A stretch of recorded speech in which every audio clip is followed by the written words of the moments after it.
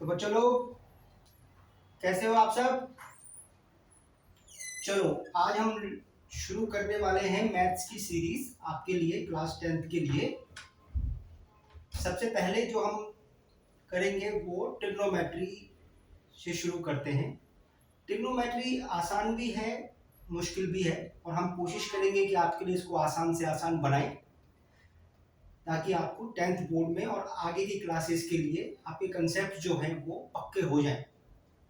तो चलो आज शुरू करते हैं ट्रिग्नोमेट्री से। तो ट्रिग्नोमेट्री से क्या समझते हैं हम लोग। ट्रिग्नोमेट्री अगर आप देखें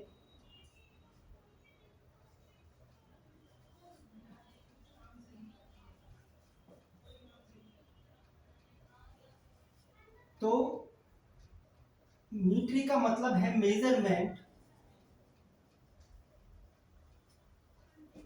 और ट्राई का मतलब है three, means it is related to something sort of triangles, right. क्योंकि गोनो का मतलब है एंगल्स।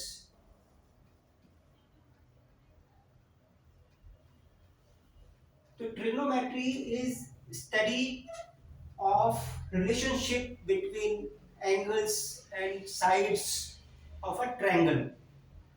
ये आप जानते हैं किसी भी ट्रायंगल में कुछ छोटी छोटी चीजें आपने पहले ही पढ़ रखी हैं कि अगर से किसी ट्रायंगल में, ये मेरा एक ट्रायंगल है, थोड़ा बड़ा बना देता हूं इसको मैं।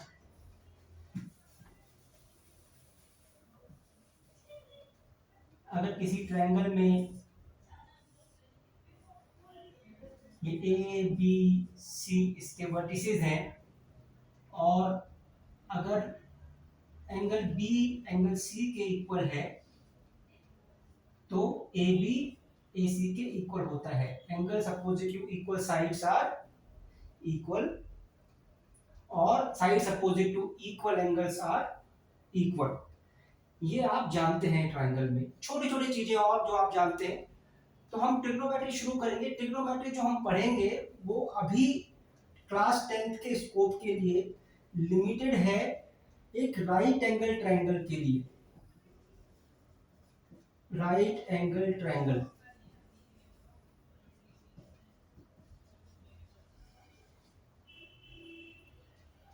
तो हम अभी राइट एंगल ट्रायंगल की ही बात करेंगे। अगर आप राइट एंगल ट्रायंगल देखें तो राइट एंगल ट्रायंगल के बारे में आपको पता है।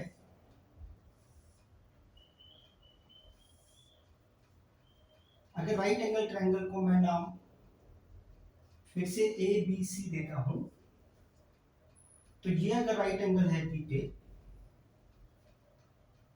और इस एंगल के बारे में मैं अगर बात करता हूं एंगल ए, जिसको मैं कुछ नाम थीटा दे देता हूं अभी फिलहाल, तो जिस साइड पे ये एंगल बना हुआ है वो हमेशा बेस कहलाएगी,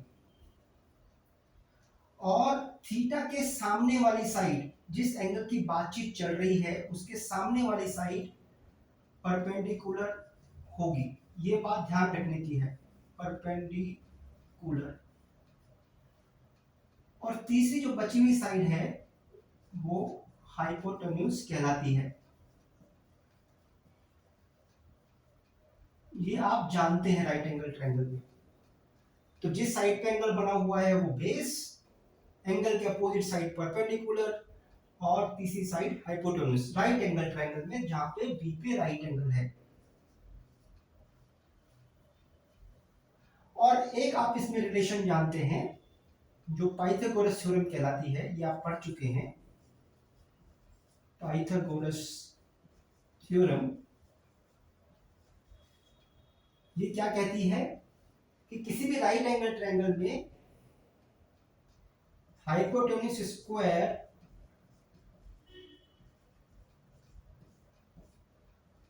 is equal to base square plus perpendicular square.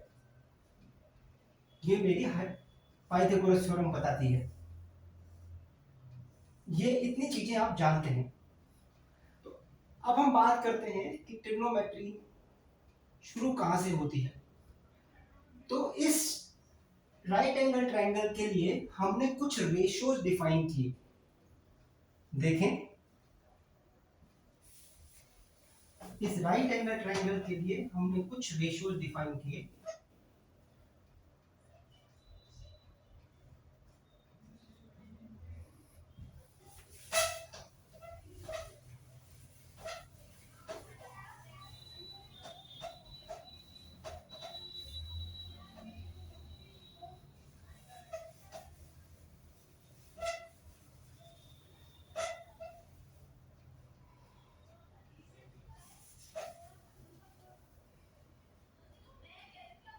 हमने कुछ रेशियोज डिफाइन किए। रेशियोज किस चीज के डिफाइन किए? हमने रेशियोज इसकी साइड्स के डिफाइन किए। तो आप देखेंगे 3 साइड्स हैं, तो कुल मिला के 6 रेशियोज बनते हैं 3 साइड्स में। कौन कौन से? मैं लिख देता हूं। Ratio 1 is BC over AC, ये पहला रेशियो है। इसको अगर मैं इस टर्म्स में लिखूं तो ये है परपेंडिकुलर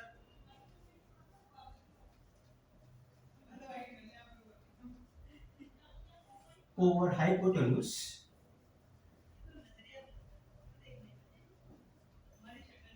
दूसरा रेशियो डिफाइन किया मैंने AB ओवर AC। इसकी टर्म्स में देखें तो ये है बेस ओवर हाइपोटेन्यूज। तीसरा रेशियो डिफाइन किया मैंने BC ओवर AB। ये है परपेंडिकुलर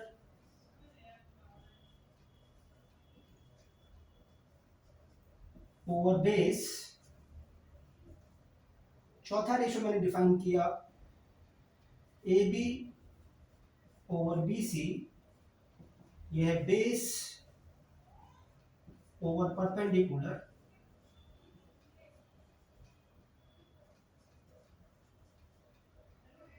पांचवा रेशियो मैंने डिफाइन किया AC ओवर AB। ये है हाइपोटेन्यूज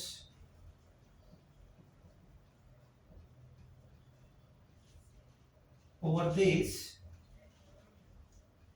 और छठा रेशियो मैंने डिफाइन किया AC ओवर BC। ये है हाइपोटेन्यूज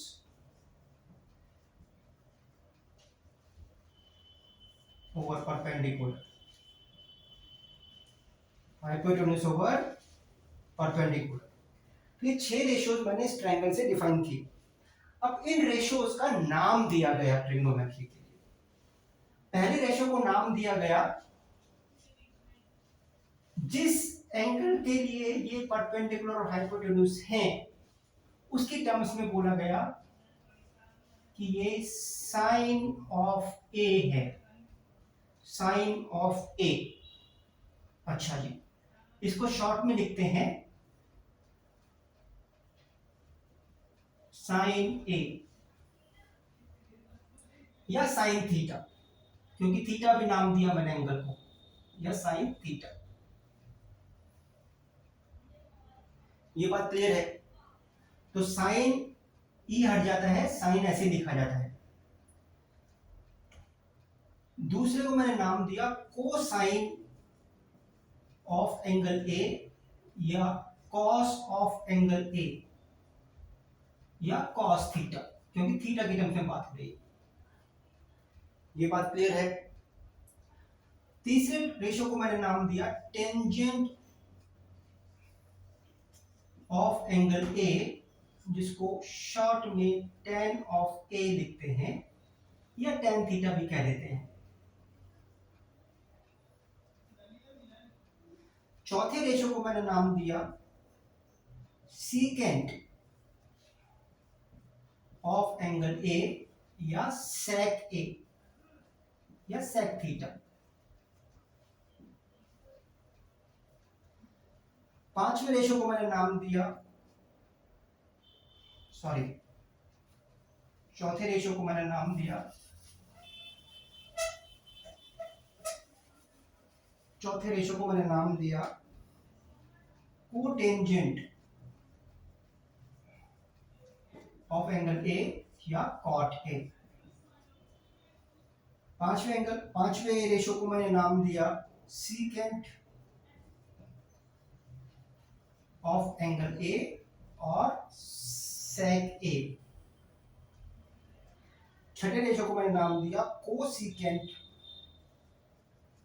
ऑफ एंगल ए और कोसेक ए। ये मैंने रेशोज को नाम दिए, रेशो जो साइड्स में था राइट एंगल ट्रायंगल की, उन रेशोज को नाम दिए। तो साइन ए अपने आप में कुछ नहीं बल्कि एक रेशो है। तो अगर आपसे पूछा जाए कि साइन ए की यूनिट क्या होती है, तो साइन ए की कोई यूनिट नहीं होती, क्योंकि साइन ए रेशो है। तो साइड्स का, साइड आपने सेंटीमीटर में मापी होगी, मीटर्स में नापी होंगी, मिलीमीटर में नापी होंगी। तो रेशो जब मैं करूंगा तो इस साइन की कोई यूनिट नहीं है, no unit of trigonometric ratios, no unit of ratios. तो साइन की कोई यूनिट नहीं है, गलती ना करें। एंगल नापने की यूनिट है डिग्रीज में, रेडियंस में, बट जब मैं साइन ऑफ एंगल ए की बात करता हूं तो उसकी कोई यूनिट नहीं है। ये बात क्लियर है? तो ये मैंने रेशियोज डिफाइन किए। अच्छा,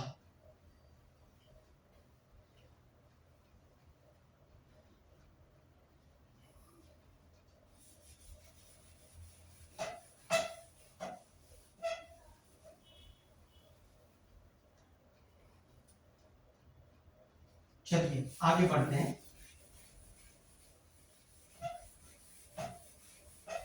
अब मैं इनको छोटे में लिख देता हूं और फिर हम आगे बढ़ेंगे।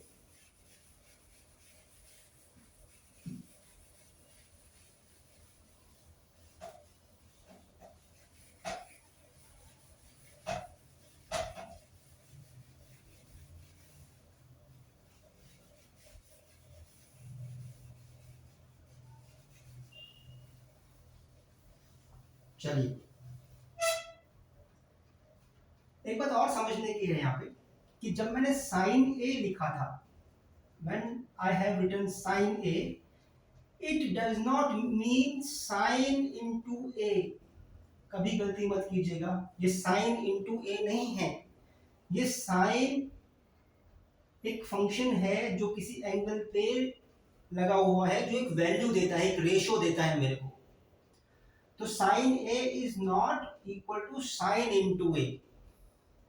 ठीक है, दूसरी चीज जो समझने की, और ये हर किसी रेशो पे ट्रू है, दूसरी चीज जो समझने की है कि जब मैं साइन ए का होल स्क्वायर लिखता हूं तो शॉर्ट में इसको साइन स्क्वायर ए लिख देते हैं, साइन के ऊपर square, it means sine A whole square. अगर कहीं ऐसा लिखा हुआ है साइन ए की टू द पावर एन, तो इसको शॉर्ट में आप साइन एन ए लिख सकते हैं। ये बात याद रखने की है कि ये मल्टीप्लिकेशन नहीं है, और आपके एक्सपोनेंट्स रेशियोज के साथ लिख सकते हैं, आप रेशियोज का जो नाम है उसके साथ लिख सकते हैं एक्सपोनेंट्स को। तो ये बात आपको ध्यान रखनी है। चलिए अब छोटा छोटा मैं लिख देता हूं। हमने जो डिफाइन किया था किसी ट्रायंगल के लिए, ये मेरा ट्रायंगल एबीसी जिसमें बी पे राइट एंगल है, इसको मैंने बोला था बेस, इसको मैंने बोला था परपेंडिकुलर, इसको मैंने बोला था हाइपोटेन्यूज। किसके लिए? एंगल ए के लिए। तो अगर मैं एंगल सी की बात करूंगा इसमें, तो बेस और परपेंडिकुलर चेंज हो जाएंगे। इस एंगल के लिए, इस वाले एंगल में आप देखें, ये एंगल किस साइड में बना हुआ है? बीसी पर। तो एंगल सी के लिए, for angle C, BC will be the base, BC will be the base, and AB will be perpendicular, will be perpendicular.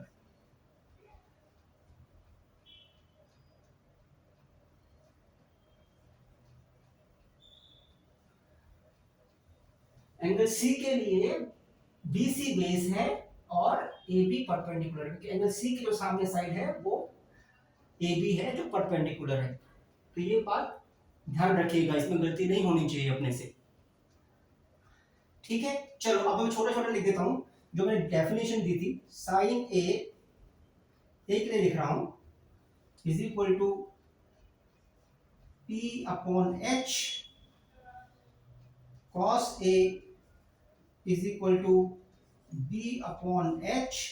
यहाँ पे P परपेंडिकुलर है और B बेस है। tan A या tangent A is equal to P upon B, cotangent A is equal to B upon P, B upon P।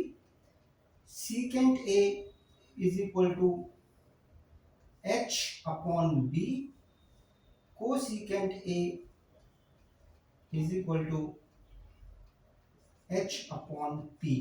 ये मैंने लिख दी आपकी सुविधा के लिए, ये मैंने रेशियो डिफाइन किए। अब यहां से कुछ कुछ बातें देखते हैं। देखिए, tangent A is P upon B, cotangent A is B upon P। तो यहां से क्या मैं लिख सकता हूं, tangent of A is equal to 1 upon cotangent of A। Reciprocal है आपस में दोनों। Tangent A P upon B है, cotangent A B upon P है, तो ये आपस में रेसिप्रोकल है। इसको और इसको देखें,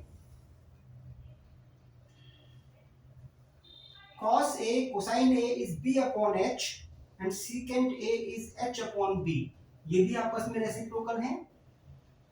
तो क्या मैं ऐसे लिख सकता हूं, cos A is equal to 1 upon sec A। हाँ जी सर, लिख सकते हैं, बिल्कुल कोई दिक्कत नहीं है। अब जरा इनको देखें, sin A P upon H है और cos A H upon P है, जैसे मैंने डिफाइन किए थे रेशियो उसके हिसाब से। तो ये भी आपस में रेसिप्रोकल है। तो क्या साइन ए को मैं 1 अपॉन कोसेकेंट ए लिख दूं, लिख सकते हैं। सिमिलरली आप इनके रिवर्स भी लिख सकते हैं, cot A is equal to 1 upon tan A, sec A is equal to 1 upon cos A and cosec A is equal to 1 upon sin A। ऐसे लिख सकते हैं। तो ये आपको याद रखना है कि टेंजेंट A और कोटेंजेंट A आपस में रेसिप्रोकल होते हैं। cos A और secant A, कोसाइन A और secant A आपस में रेसिप्रोकल होते हैं। sin A cosec A आपस में रेसिप्रोकल होते हैं। तो ये यहां से हमको रिलेशन मिला। अच्छा, अब एक बात और देखते हैं। क्या देखते हैं कि अब हम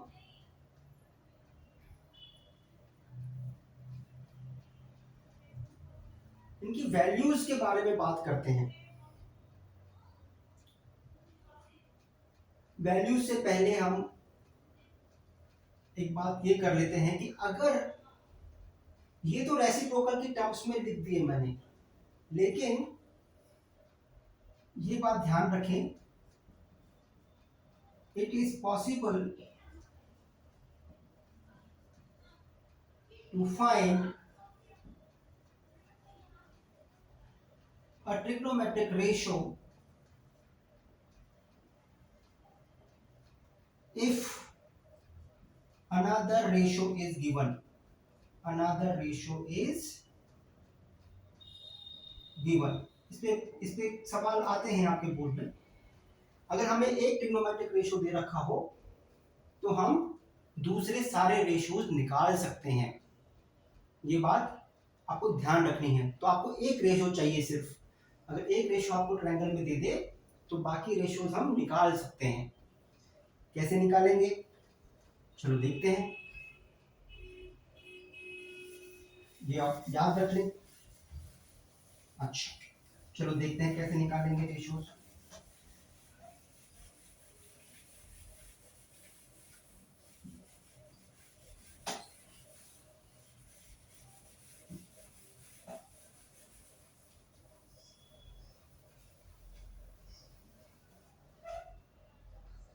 सपोज से for example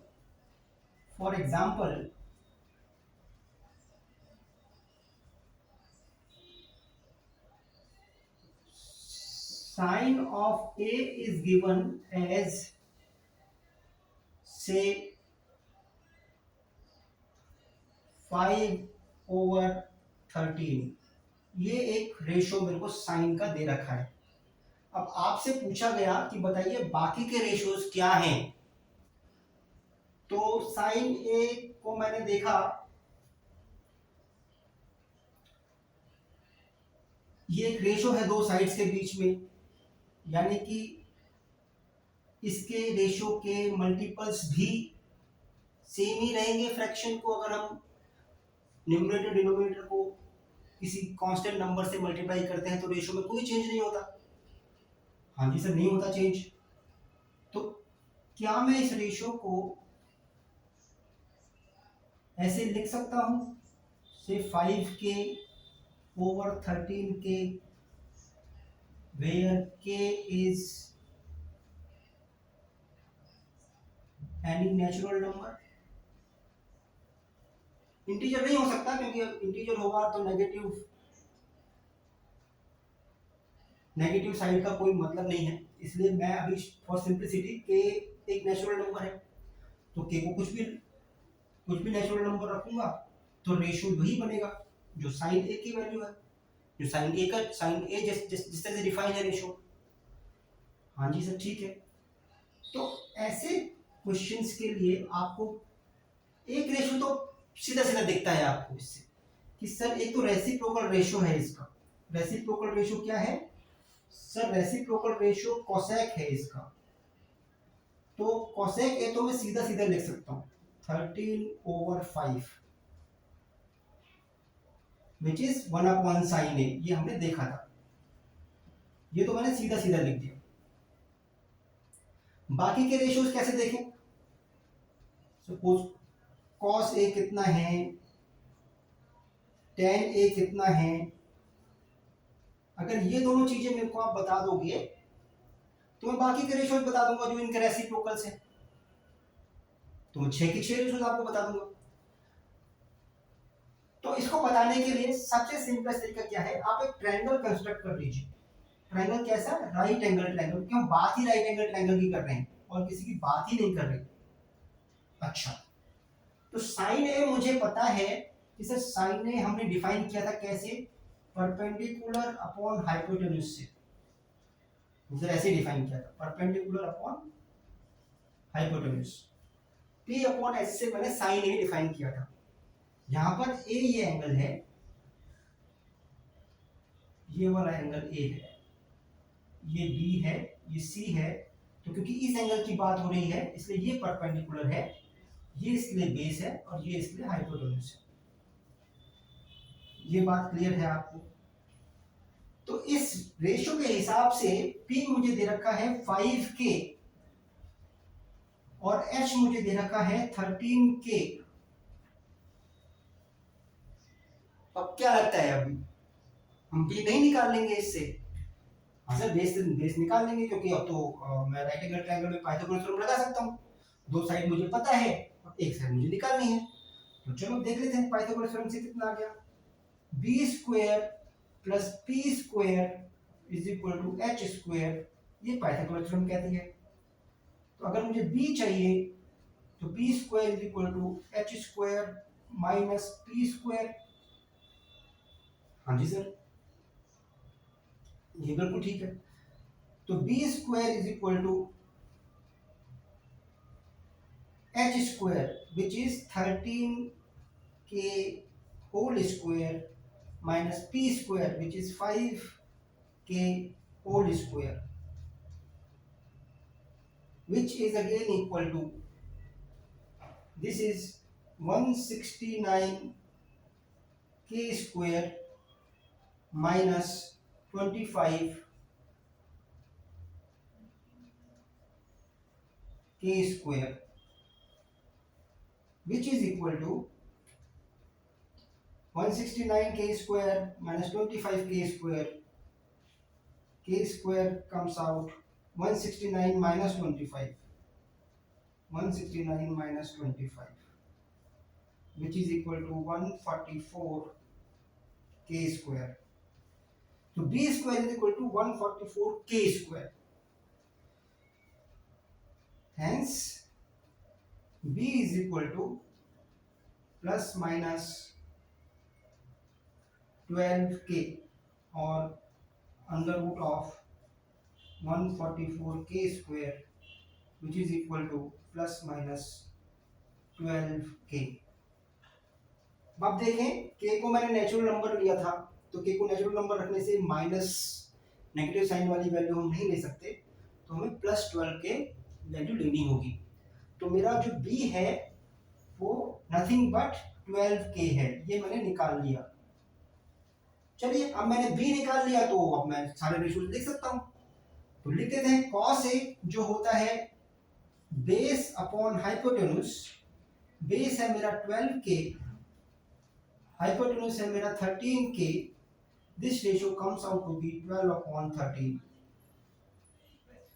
tangent A is perpendicular upon base, perpendicular है मेरा 5k, बेस है मेरा 12k, ये रेशियो है 5 अपॉन 12।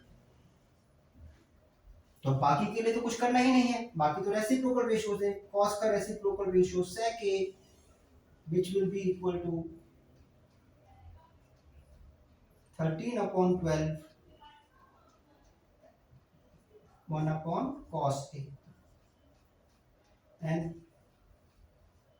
cos a के हम पहले लिख चुके थे, तो cot a बचा मेरे पास, cot a is equal to 1 upon tan a is equal to 12 upon 5। ये मैंने सारे रेशियोज लिख दिए। तो अगर मुझे कोई भी एक रेशियो पता हो किसी भी ट्रायंगल में, तो मैं बाकी के रेशियोज बता सकता हूं। यहां तक बात क्लियर है आपको?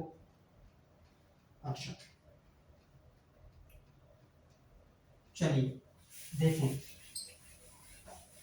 आगे बढ़ते हैं।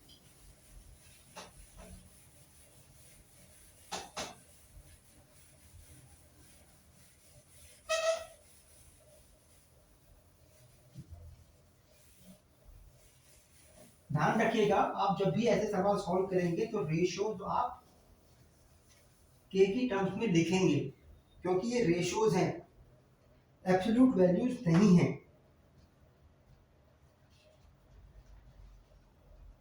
तो ये आपने देखा। अच्छा आप एक बात बताइए, हमने देखा सपोज ये एक छोटा ट्रायंगल है, छोटा ट्रायंगल है ना, इसका एंगल सपोज थीटा है, और एक ये बड़ा ट्रायंगल है ऐसे ही, इसका भी एंगल ये थीटा है, ए बी सी, ए बी सी, या इसको बड़े ट्रायंगल को मैं पी क्यू आर कह देता हूं। ये एक छोटा ट्रायंगल है, एक बड़ा ट्रायंगल है, जिसमें एंगल ए और एंगल पी दोनों बराबर हैं। तो क्या लगता है आपको, रेशियोज साइन थीटा की वैल्यू अलग अलग होगी दोनों ट्रायंगल्स में, या एक ही होगी? सर मुझे लगता है कि साइन थीटा की वैल्यू, क्योंकि रेशियो है perpendicular B C upon A C, perpendicular R Q upon P R, है ना, तो ये तो रेशियो है। और ये दोनों ट्रायंगल्स अगर आप देखें, ये दोनों ट्रायंगल्स अगर आप देखें, triangle A B C, sine theta in triangle A B C and triangle P Q R same और डिफरेंट। ये मेरा क्वेश्चन है कि ये सेम है या डिफरेंट है। तो हम देख रहे थे कि ये दो ट्रायंगल्स में अगर आप देखें तो एंगल ए जो है in triangle A B C and triangle P Q R, angle A is equal to angle B. ये तो मेरे को पता है, दोनों थीटा मैंने बता दिए थे आपको, दोनों बराबर हैं, दोनों सेम हैं। और क्या कह सकते हैं सर, एक एंगल मुझे और बराबर दिख रहा है, जो एंगल बी है वो एंगल क्यू के बराबर है, दोनों 90 डिग्री है, क्योंकि राइट एंगल ट्रायंगल है दोनों। बिल्कुल ठीक है।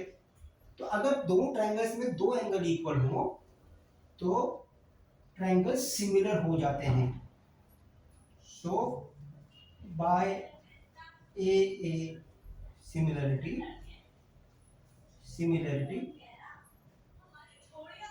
ट्रायंगल ए बी सी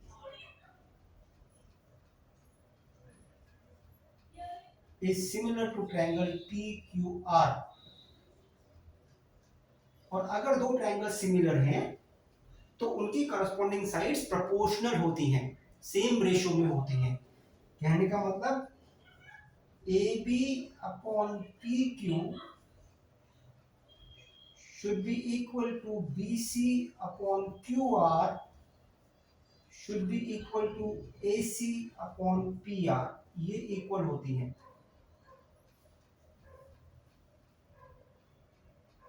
ये क्लियर है, क्योंकि ट्रायंगल सिमिलर है इसलिए करस्पॉन्डिंग साइड्स प्रोपोर्शनल होती हैं।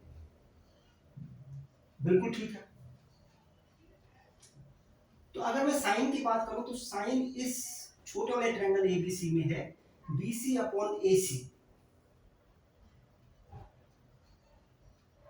ठीक बात है। और इस वाले बड़े वाले ट्रायंगल में साइन, जो साइन थीटा है वो है QR अपॉन PR। ठीक है। यहां से देखें आप, इन दोनों टर्म्स को देखें, इन दोनों टर्म्स में सेम मैं ये लिख सकता हूं, सिंस, यहां पे लिख देता हूं, since BC upon QR is equal to AC upon PR, this implies BC upon AC should be equal to QR upon PR।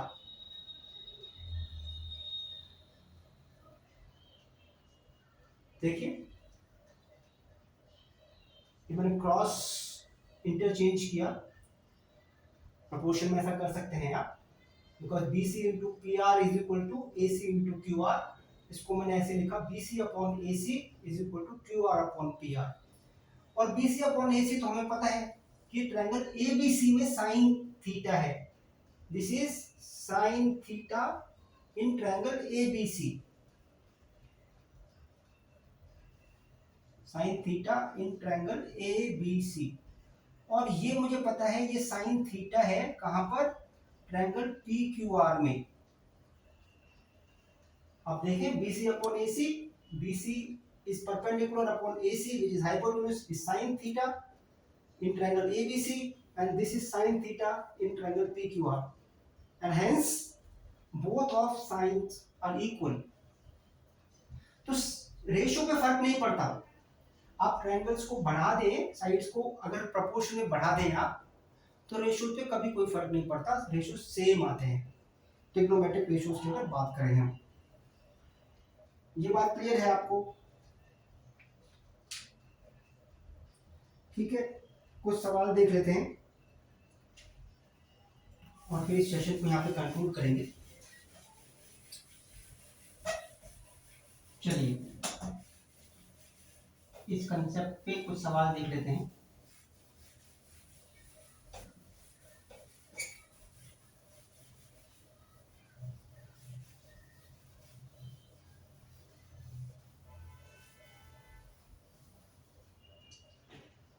चलिए देखते हैं।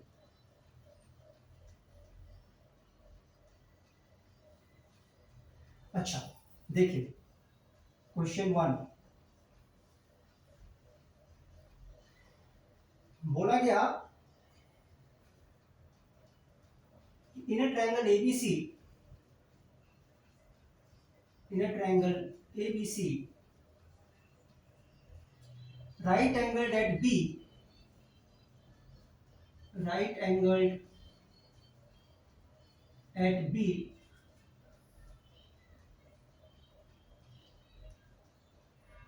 if tan theta,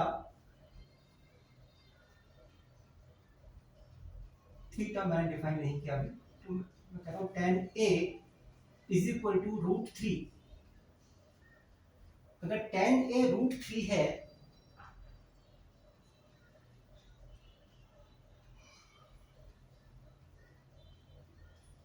छोटा एंगल ले लेते हैं, if tan A is say 1/√3, then prove that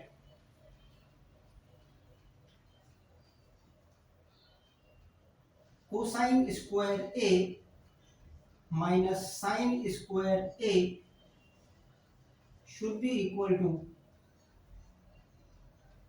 1/2। सवाल समझ में आ गया आपको?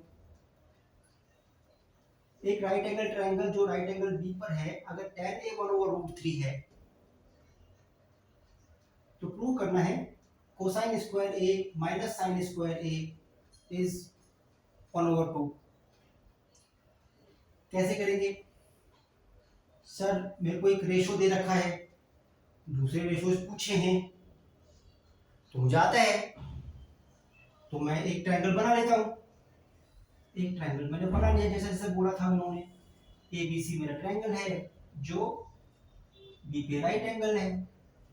हाँ जी सर। और tan A दिया गया 1/√3, tan A दिया गया 1/√3। सो tan तो मुझे पता है सर। tan A इस ट्रायंगल से अगर मैं लिखूंगा इस वाले एंगल के लिए, तो ये परपेंडिकुलर है, ये बेस है, ये हाइपोटेन्यूज है। tan होता है परपेंडिकुलर अपॉन बेस, इतना ही होता है। तो ये हो गया, ये मुझे 1/√3 दिया हुआ है, यानी कि अगर मैं k की टर्म्स में देखूं तो ये k/√3 दिया हुआ है रेशो ये।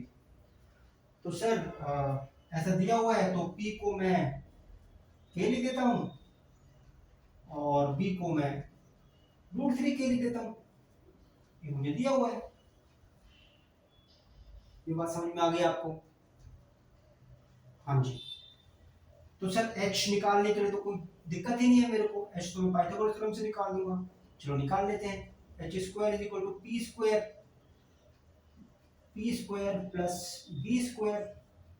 h square is equal to p square is k square plus b square is √3 k whole square. h square is equal to k square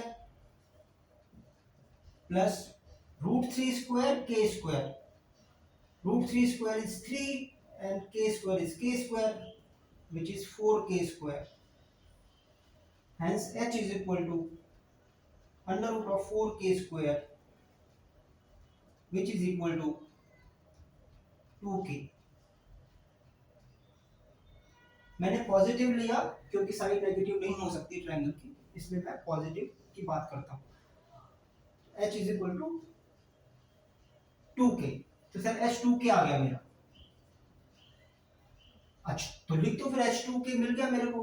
h2k मिल गया तो cos a कितना है? cos a कितना हो गया उस ट्रायंगल से? सर cos a हो गया b/h। अच्छा b/h बोले तो √3k ओवर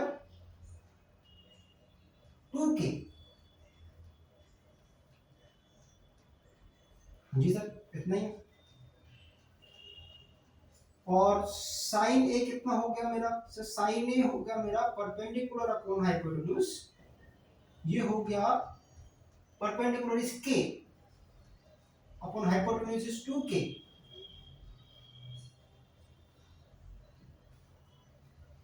ठीक है, ये इसको आप देखें तो कॉस ए हो गया मेरा, ये k से k कैंसिल हो गया, √3/2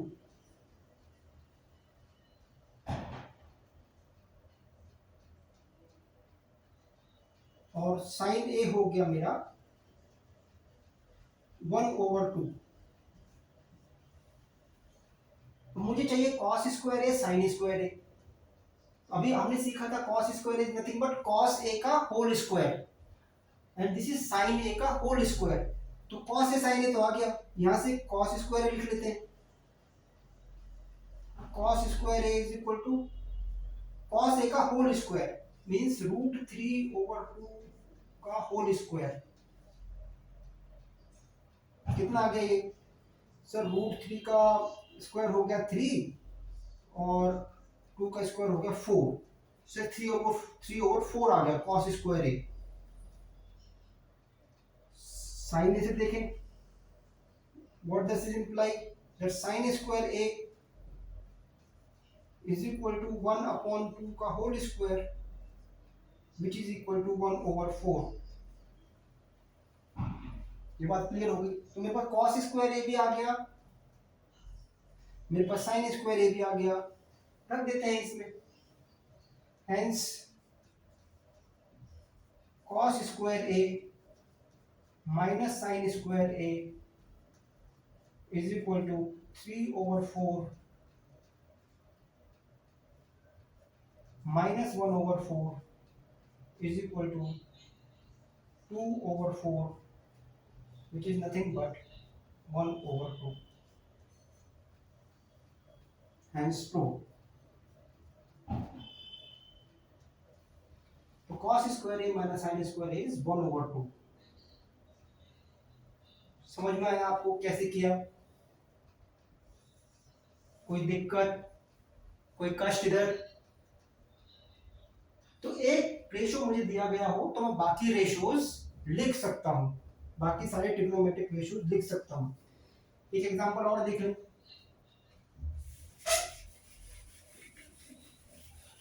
प्रैक्टिस के लिए।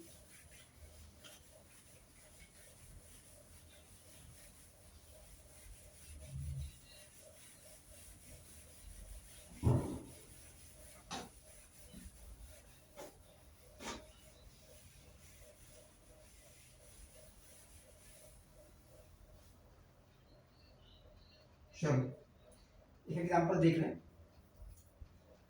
इफ से वापस से वही एक in a triangle PQR right angled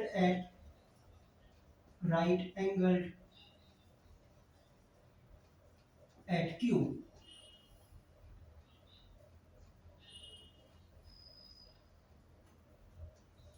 in a triangle PQR right angled at Q,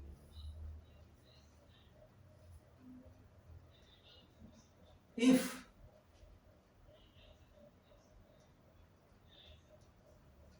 tangent of P, और इस बार कोई दूसरा रेशियो हम ले लेते हैं, टेंजेंट ऑफ P से पिछली बार भी आपने किया था, हम ले लेते हैं if cosine of P is equal to 4/5, then prove that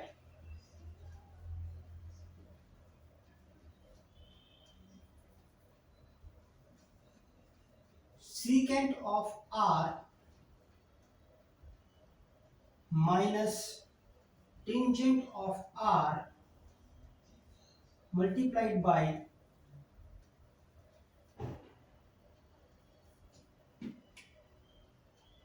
secant of R plus tangent of R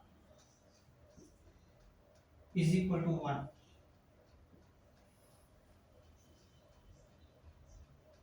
अब समझ गए ये वेरीफाई करना है। फिर से वही एक रेशो दे रखा है मेरे को, तो स्टैंडर्ड तरीका, अब मैं एक ट्रायंगल बना लेता हूँ। ट्रायंगल है मेरा P Q are, right angle है क्यू, रेशो दे रखा है मुझे कॉस पी। अब मैं बाकी जल्दी से लिख देता हूँ। कॉस पी दे रखा है मुझे 4/5, तो कॉस पी मुझे 4/5 दे रखा है। इसको मैं लिख सकता हूँ 4k और 5k, लिख दिए। कॉस पी मतलब, कॉस पी बोले तो base upon hypotenuse, base upon hypotenuse दे रखा है। तो बेस कितना है पी क्यू, ये है 4k, हाइपोटेन्यूज है 5k। आप पाइथागोरस थ्योरम से निकाल लीजिए, परपेंडिकुलर कितना हो गया इसका 5k का होल स्क्वायर। ये अगर परपेंडिकुलर है तो 5k का होल स्क्वायर, 5k का होल स्क्वायर माइनस 4k का होल स्क्वायर। पाइथागोरस थ्योरम लगा दिया मैंने। Perpendicular plus perpendicular square plus base square is equal to hypotenuse square. ठीक है, ये 25k square minus 16k square is equal to 9k square, and p is equal to under root of 9k square, which is 3k, taking positive values of k. तो p 3k आ गया मेरा, ठीक है, well done. p 3k आ गया। ये angle p के लिए लिखे मैंने, तभी तो मैंने p b और h ऐसे डिफाइन किए थे। लेकिन मुझे क्या बोला गया है, मुझे बोला गया r वाले बताओ, मुझे बोला गया r वाले बताओ। p वाले नहीं पूछे, r वाले पूछे। इस एंगल के लिए पूछा मेरे से, इस वाले एंगल के लिए रेशो, इस वाले एंगल के लिए पूछा, तो इस वाले एंगल के लिए रेशो लिख देते हैं। इस वाले एंगल के लिए रेशो लिखेंगे, इस वाले r के लिए PQ बन जाएगा,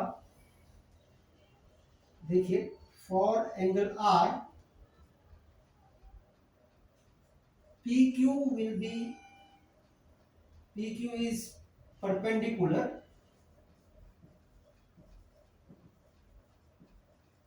and QR is base and hypotenuse will remain the same and PR is hypotenuse। ये बात समझ में आ गई आपको? ये एंगल R के लिए है, एंगल R के लिए ये परपेंडिकुलर है PQ, एंगल R के सामने वाली साइड, और ये बेस है QR। क्लियर है? तो ये एंगल R के लिए है। अब एंगल R के लिए मुझे पता लग गया, तो लिख देते हैं फिर। तो secant R is equal to, secant होता है hypotenuse upon base, hypotenuse is PR, hypotenuse is PR 5k upon base, base है QR, बेस है QR which is 3k, it is 5/3। secant R की वैल्यू पता लग गई। टेंजेंट R की देखें, tangent R is P upon B, R के लिए P अपॉन B, तो R के लिए P है, R के लिए परपेंडिकुलर कौन है, PQ है, R के लिए परपेंडिकुलर PQ है, तो PQ की लेंथ हुई 4k, बेस आया मेरा 3k, और ये मेरा आ गया 4/3। ये क्लियर है आपको? तो सीकेंट R आ गया, टेंजेंट R आ गया, तो रख देते हैं। secant R is 5/3, hence secant R minus tangent R multiplied by secant R plus tangent R is equal to secant R की वैल्यू निकाल ली मैंने 5/3 माइनस 4/3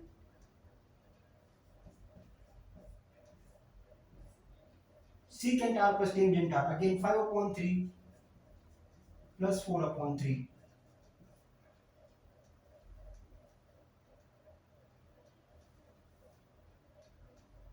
ठीक है,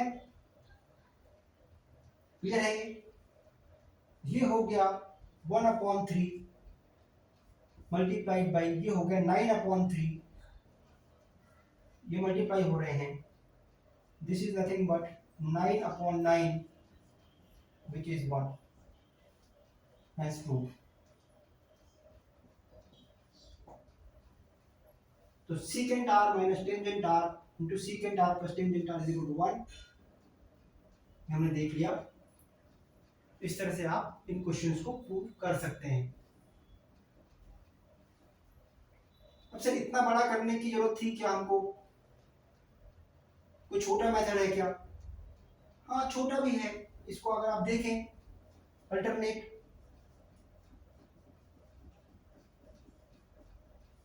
तो LHS में लिखा हुआ है secant r minus tangent r into secant r plus tangent r। अगर आप याद करें a minus b into a plus b, so this is secant square r minus tangent square r,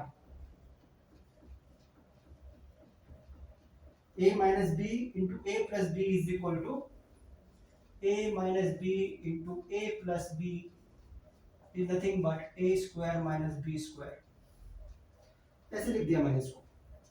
अब secant square r की value बता दें मेरे को, इसका whole square, this is equal to 5/3 का होल स्क्वायर माइनस 4/3 का होल स्क्वायर, ये बता दें मेरे को 5/3 का whole square is 25/9 minus 16/9 is equal to 9/9 which is 1।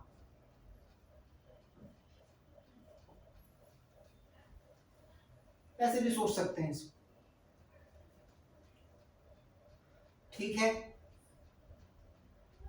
ये बात आप ध्यान रखेंगे।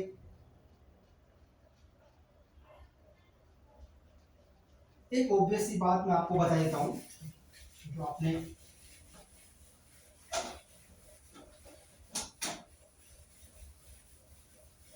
नोट कर ली होगी अभी तक, और उसके बाद आज का सेशन में खत्म करता हूं।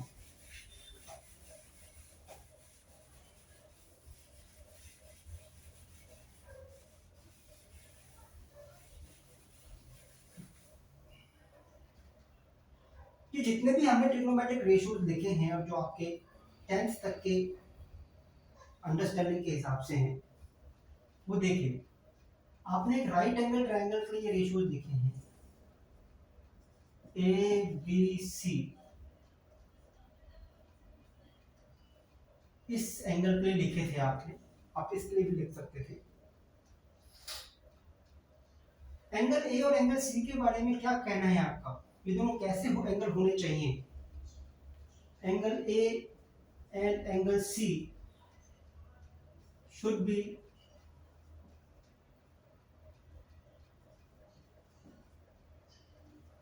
अगर पूछा जाए आपको इस दोनों एक्यूट एंगल्स हैं या वन एक्यूट वन ऑब्ट्यूज है,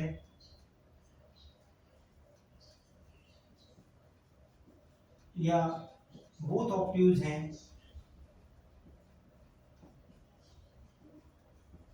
या कैन नॉट फाइंड आउट, ऐसा कुछ है। तो ये एक छोटी सी बात है, क्योंकि ये एंगल 90 डिग्री है और किसी भी ट्रायंगल में तीनों एंगल्स का सम 180 डिग्री होता है, इसलिए एंगल ए और एंगल सी का सम 90 डिग्री होना चाहिए। That means angle A and angle C both has to be less than 90 degree. कोई 90 डिग्री दूसरा बन भी नहीं सकता, अगर दूसरा एक 90 डिग्री और बन गया तो ये ट्रायंगल नहीं बनेगा। तो both has to be less than 90 degree, so angle A should be less than 90 degree angle A को ऐसे लिख देता हूँ, angle A should be less than 90 degree and angle C should also be less than 90 degree. तो both are acute. तो जब भी आप ट्रिग्नोमेट्रिक रेशियो डिफाइन करेंगे तो आपको ये ध्यान रखना चाहिए कि आप ट्रिग्नोमेट्रिक रेशियोज एक्यूट एंगल्स के लिए डिफाइन कर रहे हैं। हायर क्लासेस हम पढ़ेंगे, बाकी एंगल्स के लिए भी ये ट्रिग्नोमेट्रिक रेशियोज डिफाइंड है, बट डिफरेंट वे से डिफाइंड है। अभी के लिए आप राइट एंगल ट्रायंगल से डिफाइन कर सकते हैं, where the angle for which you are defining a trigonometric ratio is an acute angle. तो आज का सेशन इतना ही ट्रिग्नोमेट्री के लिए, इसको हम आगे कंटिन्यू करेंगे नेक्स्ट सेशन में। Keep learning and keep watching this series, and if you like this video, please subscribe this channel and we'll be coming with more such conceptual videos in this series. Thank you so much.